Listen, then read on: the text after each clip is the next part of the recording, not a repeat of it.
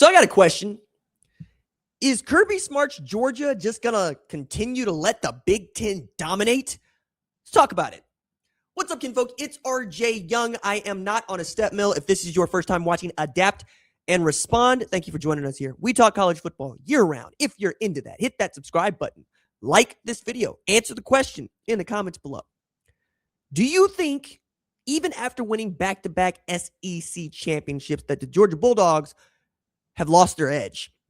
I'm asking this without any sort of sarcasm. I'm asking it like sincerely, because I wrote a column in, I think, July, August, leading into the 2025 season about the SEC. And my take was the SEC is run by Georgia. Georgia runs the SEC. They are kings of the Southeastern Conference until somebody takes it from them. And I was proven right once again, as they are coming off a consecutive SEC championship. This is not that far removed from winning back-to-back national championships and ending a 40-year drought for which Georgia had not won a national championship, and they have done it their way. They have done it the way that they envisioned doing it, the way that Kirby Smart had envisioned doing it, All-American safety, all SEC safety at Georgia. They run the damn ball. They play defense. They take quite a bit of pride in producing good wide receivers, but not needing 1,000-yard wide receivers. Matter of fact, I love this stat, so I keep throwing it out. Georgia's had one 1,000-yard receiver in its entire history in a single season. And it is certainly not someone you're thinking about, right? It's not George Pickens. It's not A.J. Green. It's not Brock Bowers, if you wanted to make it tight end. They don't need it. They run the ball. They run the ball really well. They consistently put together one of the best defenses in the country. And if you look around the NFL, you will see it is flooded with Kirby Smart's Georgia Bulldogs. The Philadelphia Eagles built championship teams off of the backbone of Georgia football. And when you look at what the league thinks of the University of Georgia, especially going into this 2026 NFL draft over just the past decade since Kirby Smart took the job, you would probably believe that Georgia should have won 4 or even 5 national championships in the time that they have won 2, based entirely around what they have done in the regular season and what that has allowed for them in the postseason. So one of the questions that was posed to Kirby Smart during the spring was, hey, do you think that there's a letdown after having won back-to-back SEC championships and not winning any national championships? To which Kirby Smart said, it might be that way outside. I don't feel it inside.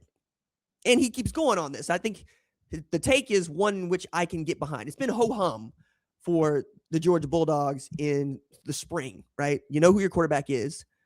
You know what your running back room needed. And Dante Dowdle coming out of Kentucky might actually fill the void that is missing there. Nate Frazier should be good. And you are going to put together what you think is another pretty damn good run at the SEC championship and in the postseason. But what does it feel like inside of Georgia football? As again, and we've had our eyes elsewhere. Not to say that it's been quiet in Athens, Georgia, just to say that we've been looking around at other places. This is how Kirby Smart described it on 3. The temperature in our building is, what can we do better? What are we doing maybe not at our best, or what has stopped us from getting back to where we were? I will never apologize for winning the SEC title. I think it's the hardest thing to do in sports, to win the SEC title in almost any sport. Our conference is so hard, and when we went to 16 teams and made it harder, but we've missed the mark in the playoff 2 years in a row, and I give a lot of credit to those 2 teams, Ole Miss and Notre Dame. When you go to the playoff, you're going to play really good teams. They played better than us in those games. He also has been very loud about his SEC opinion. So much so that when they take a loss to an unranked South Carolina like they did in 2019, all Kirby Smart wanted to tell anybody was, hey, man, playing the SEC is hard. Every single team can beat us. Every single team in this league is good. And for years, not recently apparently, but for years we go, Vanderbilt ain't no good. That's changed. Mississippi State ain't no good. Kentucky, not really that good, but they threaten you every now and again.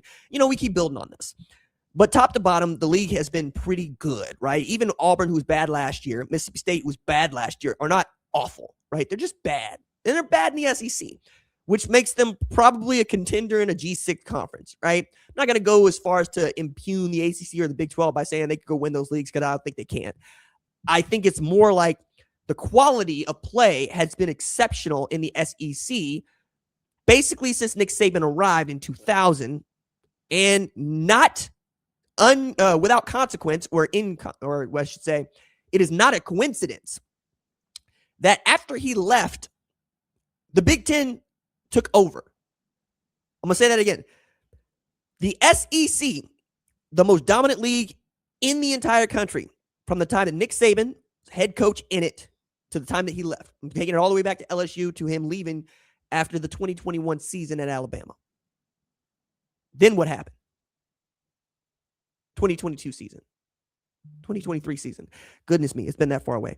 I am simply saying, when you look at who has won the national championship the last 3 years, it has been Ohio State, it has been Michigan, it has been Indiana. Not in that order.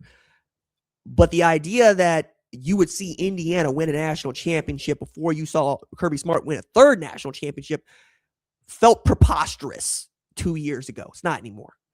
The idea that you would see 3 Big Ten champions in a row and one of them not be Ohio State or Michigan felt preposterous, right? For quite some time, those 2 programs have carried that league. Penn State makes an appearance every now and again. Oregon is new to the Big Ten, but they've been consistently good in the playoff era. And outside of that, it's been more of what we expect from the mid-tier, right? Like Iowa is representative of what people would think of as a Big Ten team and where it land. Purdue jumping up to be good in 1 year, Northwestern jumping up to be good in 1 year, Wisconsin being good in 1 year. They're not really teams that you expect to win the national championship. But now that you've seen Indiana do it, Ohio State do it, Michigan do it, we're all looking at Oregon going, all right, when you going to get on the horse? Because Oregon has been consistently knocking at the door. And had they not run into the buzzsaw that is Indiana and got to play Miami in the national championship game, probably stand a really good chance of winning that game. It happened that last year, it all fell into place for Indiana. Heisman winner, All-Americans all over the board, up and down, a veteran team, a nasty team, a team that played like Kurt Cignetti talked. And for so many years, that's what we would say about the Kirby Smart Georgia Bulldogs. They play like he talks. They want to sit on your chest like an 800-pound gorilla and make you suffocate. But here lately, getting into the playoff against Riley Leonard's Notre Dame and against, Ole Miss, Trinidad Chambliss' Ole Miss, they haven't had it. It's the Ole Miss game that would really give me pause, because that's a team that Georgia traditionally just beat the crap out of. And in a playoff setting, they just couldn't get it done. That's on Smart. It's on Smart. It's always going to be on Smart, but Gunnar Stockton didn't play poorly. He just didn't play great. Defense was the defense, but it's really that dude that was a magician back there playing quarterback that made the defense look pretty silly from time to time. And that's how you get that W. But like, I just, the more I look at it, the more I ask those questions about, okay, is Kirby Smart going to have to do what Nick Saban did a few years ago and modernize the offense and allow Mike Bobo to start calling plays that simply go, all right, we're going for 6 this time, as opposed to training ball control defense? We'll see. Either way, Georgia wins the SEC championship game again, and they don't win the national championship. And worse yet, they watch a Big Ten team do it. We're going to start asking questions about what Kirby Smart's doing there.